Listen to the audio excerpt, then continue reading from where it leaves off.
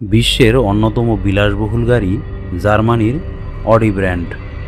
নাম শুনলেই ঝাঁ চকচকে দুর্দান্ত লুকের কোটি টাকার এক চার চাকার কথায় মনে হবে। গাড়িপ্রেমীদের কাছে অডির কদর রয়েছে খুব।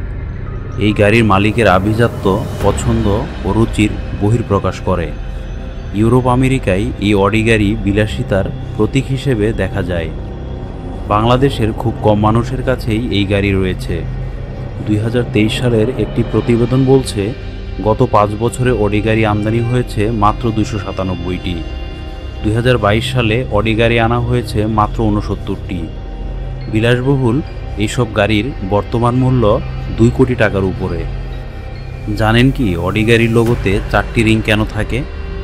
এই লোগোর পেছনে রয়েছে এক দৃষ্টান্তমূলক কাহিনী।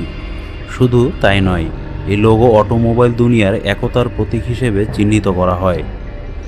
চলুন জেনে নেওয়া যাক সেই কাহিনী। প্রথম বিশ্বযুদ্ধের পর ব্যাপকভাবে ভেঙে পড়ে জার্মানির অর্থনীতি, যার ফলে থমকে যায় গাড়ির ব্যবসা, চাকরি হারান লাখ লাখ মানুষ। 1930-এর দশকে কঠিন পরিস্থিতির মুখে পড়ে হিটলারের জার্মানি।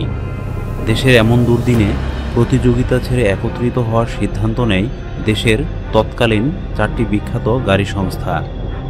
এই সংস্থাগুলো হলো অডি, ডিকেডাব্লিউ, হর্ক এবং ওয়ান্ডারার। 4 সংস্থার সম্মিলিতভাবে গড়ে তোলে অডি ইউনিয়ন, যা আজ অডি এজি নামে পরিচিত। এই একতার প্রতীক হিসেবেই আলাদা আলাদা লোগো নয়, 4টি রিং যোগ করার সিদ্ধান্ত নেয় সংস্থাগুলো। এই লোগোটি 4 সংস্থার মধ্যে ঐক্যবদ্ধ শক্তির প্রতিনিধিত্ব করে। লোগোর মাঝে 4টি সংস্থার নাম নয়, অটো ইউনিয়ন লেখা প্রদর্শিত করা হয়। তবে 1969 সাল পর্যন্ত এই লেখা দেখা যেত, কারণ তারপর এই সংস্থা অধিগ্রহণ করে নেয় ভক্সওয়াগন গ্রুপ। তারপর থেকেই আজ পর্যন্ত এখনও সংস্থার লোগোতে দেখা যায় এই 4টি রিং। সেখানে শুধু লেখা থাকে অডি। এই 4 সংস্থার মধ্যে সবচেয়ে পুরনো ছিল হর্ক। এই সংস্থা প্রতিষ্ঠিত হয়েছিল 1899 সালে।